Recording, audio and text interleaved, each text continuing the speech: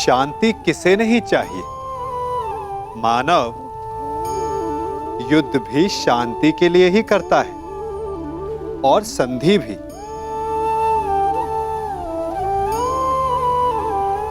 आप में से कुछ कहेंगे कि आगे बढ़ने के लिए सदा संघर्ष ठीक नहीं होता, संधि का मार्ग ठीक है। क्योंकि शक्तिशाली को परास्त करने के लिए हमारी भी शक्ति का क्षय होता है। वो शक्ति जिसे हम विकास में लगा सकते हैं। परंतु शक्तिशाली से मित्रता करने से पूर्व क्या ये जान लेना उचित नहीं कि शक्तिशाली का मंतव्य क्या है? कहीं उस संघर्ष से बचकर हम एक बड़े उत्पात को तो जन्म नहीं दे रहे। क्योंकि सर्प से मित्रता आपको शांति नहीं देती, अपितु सर्प को अवसर देती है कि भविष्य में वो आपको डस सके।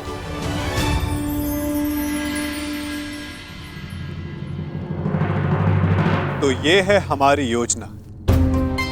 राजसूया यज्ञ की सफलता के लिए इसी भांति चारों दिशाओं में खांडवप्रस्थ की पताका फहरानी होगी।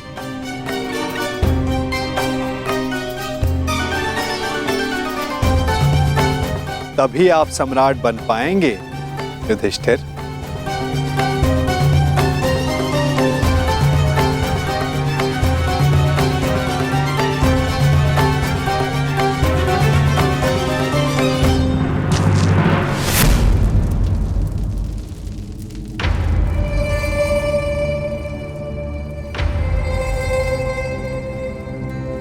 बस पूर्व दिशा में एक बाधा है। बाधा? कौन सी बाधा माधव? मगध। हाँ मेरे होने वाले सम्राट, यदि तुम्हें पूरे भारतवर्ष में अपने आप को सर्वशक्तिशाली सिद्ध करना है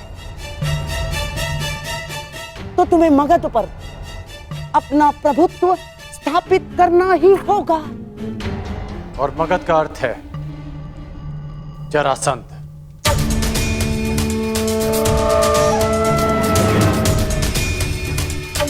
ठीक कहा आपने अंगराज। मगध का अर्थ है जरासंध, आपका भूतपूर्व मित्र और वर्तमान शत्रु। हाँ, और आपको कदाचित ज्ञात नहीं होगा, उसने आर्यव्रत के 100 राजाओं को बंदी बना लिया है और अब वो उनकी बलि की तैयारी में है। 100 राजाओं की बलि? हाँ, 100 राजाओं की बलि। क्योंकि प्रभुत्व स्थापित करने का सबसे बड़ा अस्त्र है भय, और उसी भय का लाभ उठाते हुए जरासंध अपने आप को सर्वशक्तिशाली सिद्ध करना चाहता है। और इसीलिए हमारा सबसे पहला लक्ष्य होगा जरासंध पर विजय। परंतु हाँ, प्रश्न यह भी उठता है कि कौन महायोद्धा जरासंध को दुर्योधन के पक्ष में लाने में सक्षम है? दुर्योधन हर संभव प्रयास करेगा कि जरासंध उसके पक्ष में आ सके।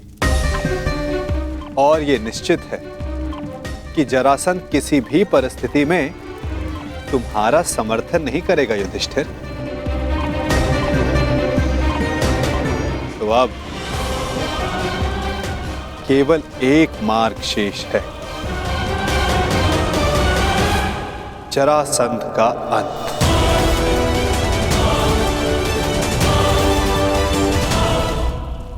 अर्थात आप उसका वध कर देंगे माधव? युधिष्ठिर, यदि जरासंध का वध मेरे हाथों होना होता तो मुझे 18 बार उससे युद्ध करने की आवश्यकता नहीं पड़ती। जरासंध का वध किसी और के हाथों लिखा है।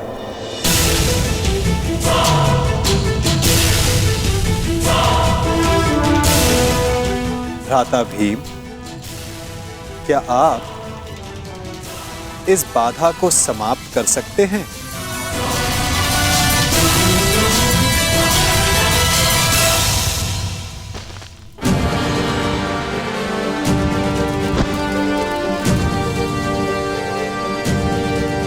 उत्तम। यदि इस प्रकार आप मेरी मंशा भांप लें तो प्रत्येक समस्या का समाधान निश्चित है। मैं वासुदेव की मंशा जानता हूं। वो किसी भी प्रकार जरासंध पर पांडवों की विजय प्राप्त करने का प्रयास करेंगे, परंतु तुम चिंता मत करना मित्र।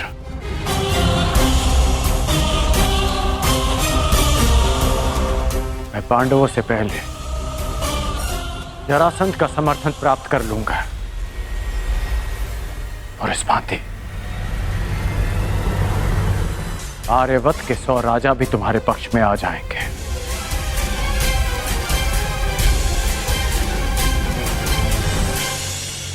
इससे पूर्व कि जरासंध दुर्योधन का समर्थन करे, उसका अंत आवश्यक है। अर्थात हमें जरासंध का वध करना होगा।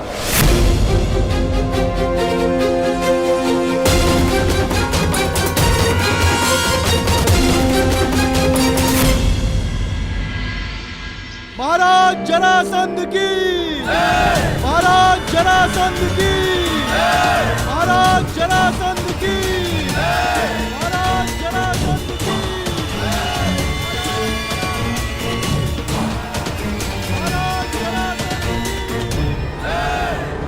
महाराज जरासंध की।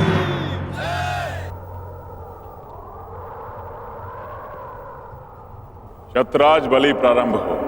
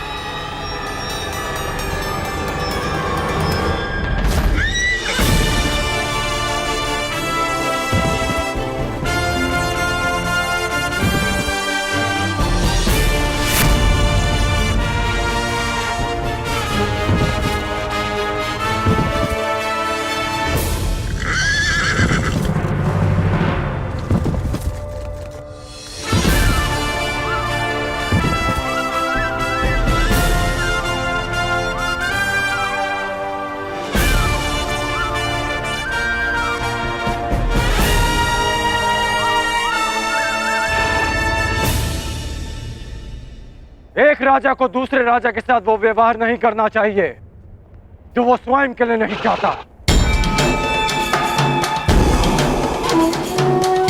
मुझे जब भी तुम्हारी सहायता की आवश्यकता पड़ी, तुम एक बार मेरी सहायता करने अवश्य आओ।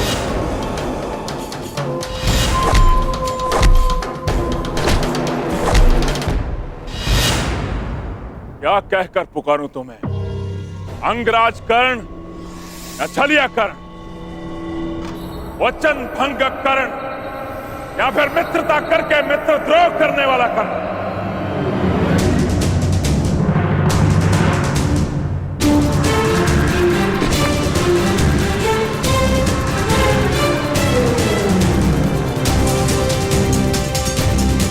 न्याय का योद्धा परशुराम शिष्य राधे कर्ण पुकार सकते हो, जिसे ये बलि रोकनी पड़ी क्योंकि ये आवश्यक था।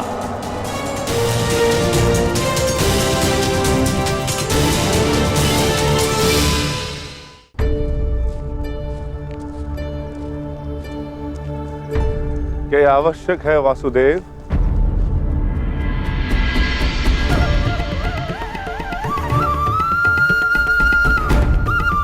हाँ, हम वहां जरासंध के अंत के लिए जा रहे हैं। अपनी सुरक्षा के लिए वेश बदल कर जाना, क्या यह कायरता नहीं? नहीं भीम, हमने ये वेश उन सैनिकों के प्राणों की रक्षा के लिए धारण किया है जो हमें पहचान कर हम पर आक्रमण करेंगे और अकारण ही बाहुबली भीम के हाथों मारे जाएंगे।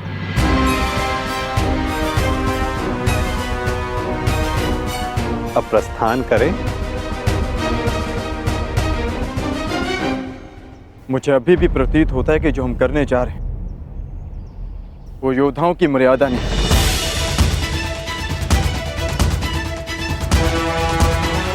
आप आज्ञा दीजिए, मैं अपने ही वेश में एक ही क्षण में मगध के द्वार ध्वंस कर दूंगा और जरासंध को भी धराशायी कर दूंगा। तुम्हारा ये आक्रोश और तुम्हारी युद्ध के लिए ये उत्सुकता मुझे किसी और का स्मरण करा रही है अर्जुन।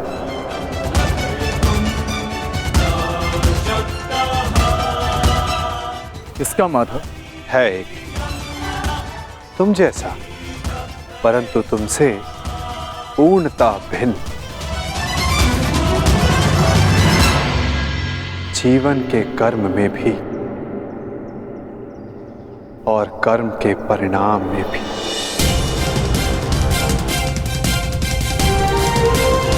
जरासंध, मैं मित्र दुर्योधन की ओर से तुम्हें सावधान करने आया हूं। शीघ्र ही तुम पर आक्रमण होने वाला है,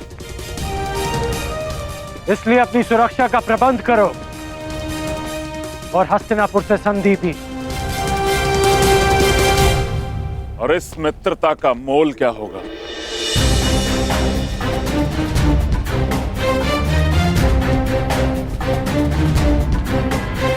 बस इन 100 राजाओं को मुक्त करना होगा।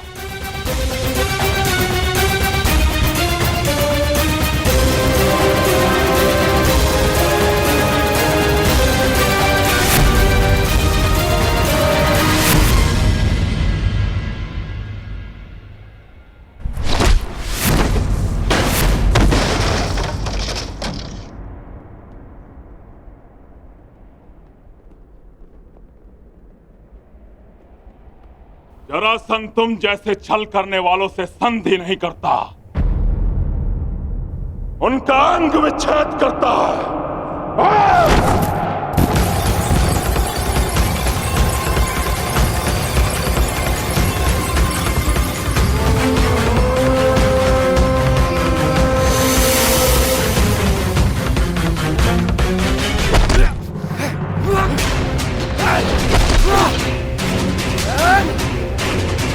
मेरी बात मानो, इन राजाओं को मुक्त कर दो जरासंध।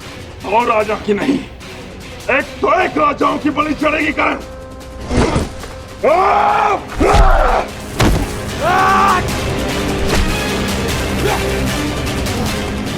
अपने क्रोध पर नियंत्रण रखो जरासंध। तुम्हें देखते ही क्रोध ने मुझ पर नियंत्रण कर लिया कर्ण।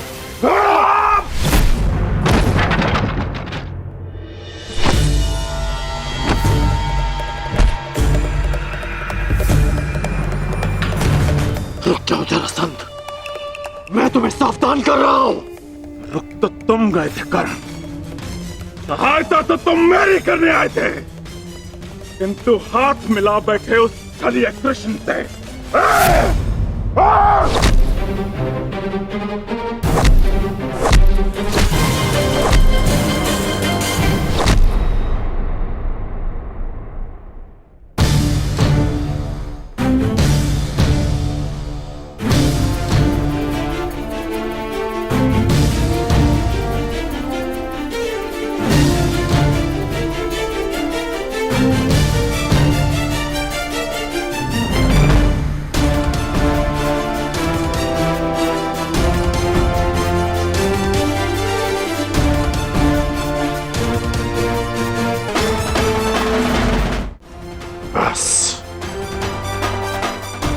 मैं यहां युद्ध करने नहीं आया। यदि युद्ध करने आया होता तो तुम और ये युद्ध कब के समाप्त हो गए होते। इस भांति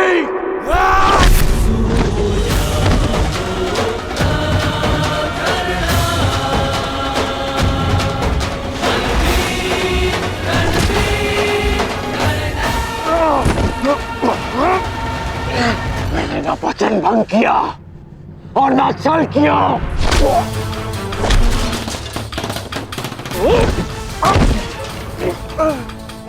मैं युद्ध में तुम्हारी सहायता के लिए पहुंचा था, परंतु रुका रहा क्योंकि वासुदेव शांति का प्रयास कर रहे थे।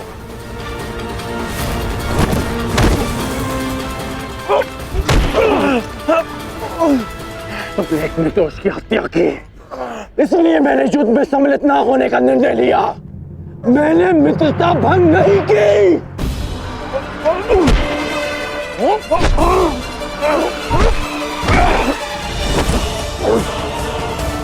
मेरे शत्रु के साथ खड़ा रहने वाला मेरा मित्र नहीं।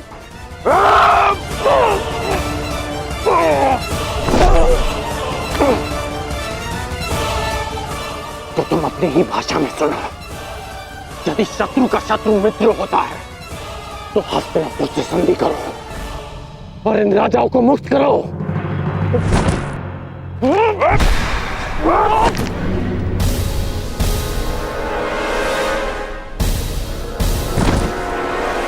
हाथ तुम वासुदेव के विरुद्ध हो। नहीं, मैं वासुदेव के विरुद्ध नहीं, परंतु अपने मित्र दुर्योधन के साथ हूं जो वासुदेव के विरुद्ध हैं। अब मेरी बात ध्यान से सुनो। तुम पे शीघ्र ही आक्रमण होने वाला है, इसलिए हस्तिनापुर से संधि करके दुर्योधन से मित्रता स्वीकार करो। कृष्ण का विरोध करने वाले के लिए 100 राजा क्या, मैं सहस्त्र राजाओं को छोड़ सकता हूं। मुझे तुम्हारी संधि स्वीकार है। अब ये सभी राजा मुक्त हैं।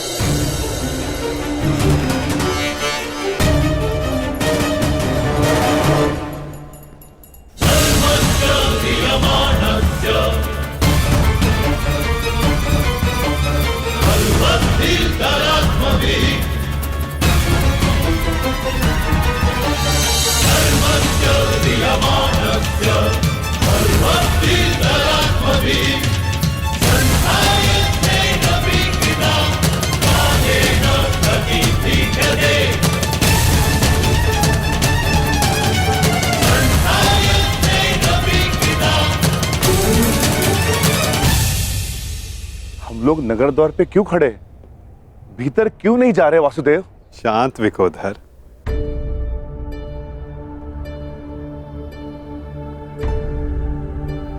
अंदर जाने से पूर्व तनिक मगध नरेश के लिए कुछ भेंट तो ले ले। आओ, उनके लिए चलकर पुष्प ले ले। चलो।